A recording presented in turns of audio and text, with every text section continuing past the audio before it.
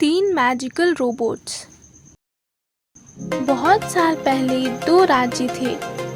उनमें से एक राज्य में जादूगर रहते थे। वहाँ के लोग जादू की मदद से अपना सारा काम करते थे। और दूसरे राज्य में मॉन्स्टर्स रहते थे। वहाँ के मॉन्स्टर्स का एक राजा था। उसका नाम महाकाल था। वो बहुत ही ताकतवर था और दूसरे राज्यों पर हमला कर उन पर कब्जा करना चाहता था।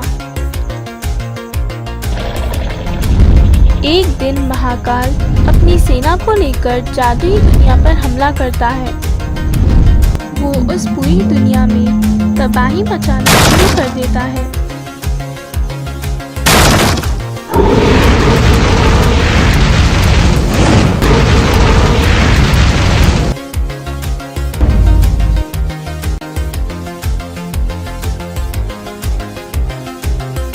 महाकाल के इस हमले की खबर पूरे जादुई दुनिया में तेजी से फैल गई और महाकाल को हराने के लिए उस राज्य के तीन जादूगर मिलकर अर्थ पर आते हैं।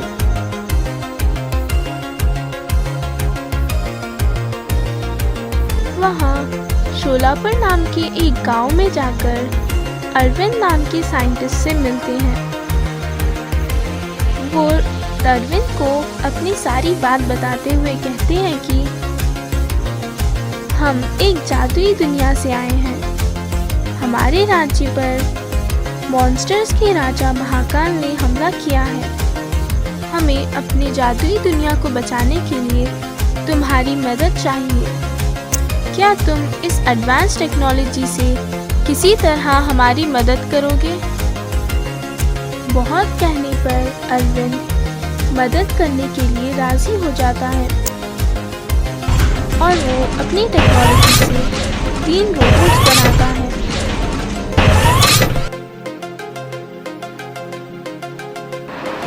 फिर वो तीन जादूगर उन रोबोट्स में अपना जादू डालकर उन रोबोट्स को और भी ज्यादा पावरफुल बना देते हैं।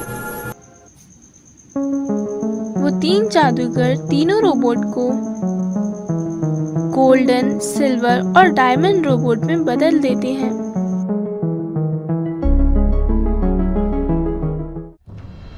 फिर वो लोग महाकाल से लड़ने के लिए वापस जादुई दुनिया में जाते हैं।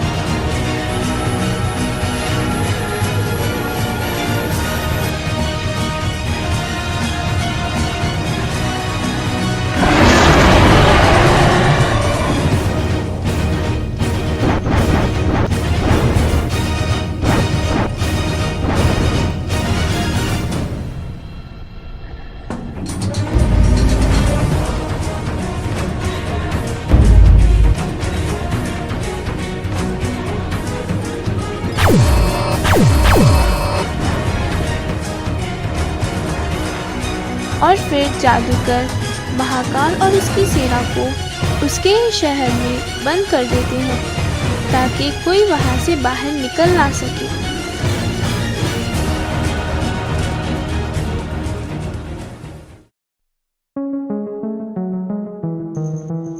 फिर अरविंद उन तीन जादूगर से कहता है कि ये बात किसी को पता नहीं लगनी चाहिए क्योंकि ये मैजिकल रोबोट्स बहुत ज़्यादा पावरफुल है और अगर ये रोबोट्स किसी गलत हाथों में चले जाएंगे तो ये बहुत नुकसान पहुंचा सकते हैं। इसीलिए मैं इसे मेरी ही दुनिया में छुपा देता हूँ।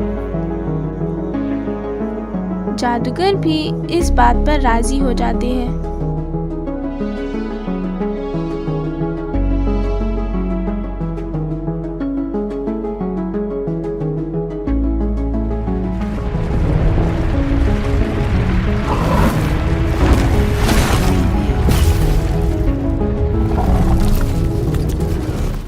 Magical bike restoration.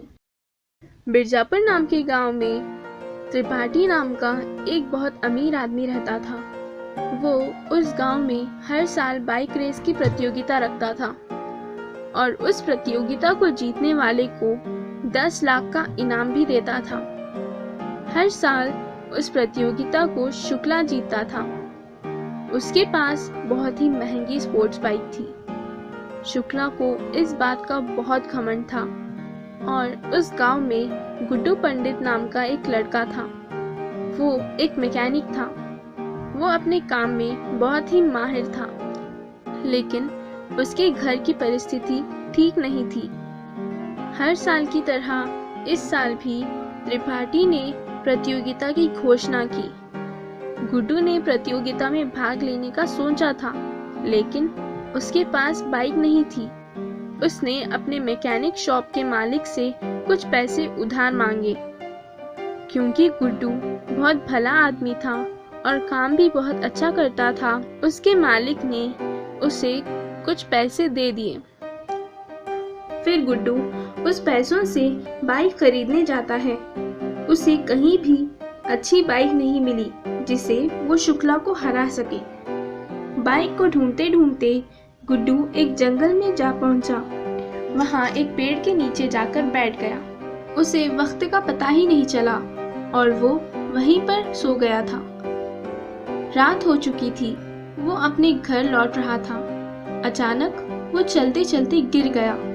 तभी उसे जमीन के अंदर एक गाड़ी का हैंडल दिखाई दिया। दूसरे दिन वो उस गाड़ी को जेसीबी की मदद से जमीन के अंदर से निकालने लगवाता है और उसे घर ले जाकर रिस्टोर कर देता है। प्रतियोगिता का दिन था। सभी लोगों ने अपनी महंगी बाइक्स लेकर प्रतियोगिता में आए और गुड्डू भी अपनी बाइक लेकर प्रतियोगिता में आया। जैसे ही रेस शुरू हुई, सभी की बाइक आगे निकल जाती है। सबसे आगे शुक्ला की बाइक होती और सबसे पीछे गुड्डू की बाइक होती है। गुड्डू बहुत कोशिश करने पर भी वो आगे नहीं बढ़ पाता। जैसे ही रेस की फिनिश लाइन आती है, गुड्डू की बाइक से रोशनी आती है और वो सबसे आगे निकल जाता। वो शुक्ला को पीछे छोड़ देता है। इस तरह वो रेस जीत गया और उसे 10 लाख का इनाम भी मिल गया। लेकिन शुक्ला को गुड्डू पर बहुत गुस्सा आया। उसने सोचा, इतने साल से रेस में मैं जीत रहा था, ये गुड्डू पंडित ने कैसे जीत लिया, और वो भी उस खराब बाइक पर। मैं उसकी बाइक चुरा लेता हूँ। उस रात शुक्ला अपने दोस्त त्यागी के साथ मिलकर गुड्डू की बाइक चुराने जाता है। वो दोनों गुड्डू की बाइक पर बैठते हैं और उसे वहां से चोरी करके ले जाते हैं। थोड़ी दूर जाने पर बाइक बंद पड़ जाती है। दोनों गाड़ी पर से उतरकर उसे शुरू करने की कोशिश करते हैं। उतने में वो बाइक के टायर में से आग निकलती है और वो उन लोगों के पीछे लग जाती है। उसे देखकर वो दोनों वहां से अपनी जान बचाकर भाग जाते हैं और वो बाइक वापस गुड्डू के घर चली जाती है और अपनी जगह जाकर खड़ी हो जाती है।